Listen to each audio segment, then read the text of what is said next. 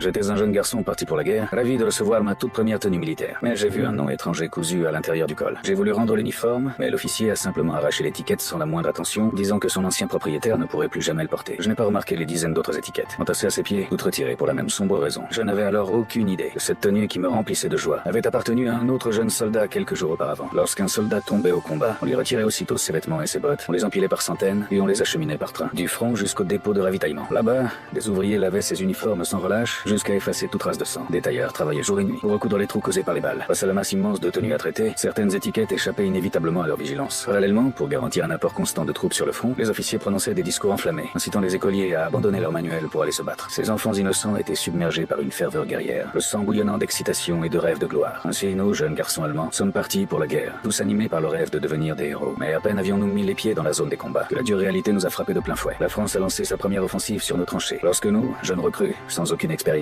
sommes enfin arrivés dans les fosses, notre toute première mission a été de puiser l'eau stagnante, à l'aide de nos propres casques. Peu de temps après, on m'a ordonné de récupérer les uniformes des soldats tombés au champ d'honneur. À ce moment précis, j'ai enfin compris une vérité terrible. Un jour, ce sera mon propre uniforme que l'on viendra ramasser.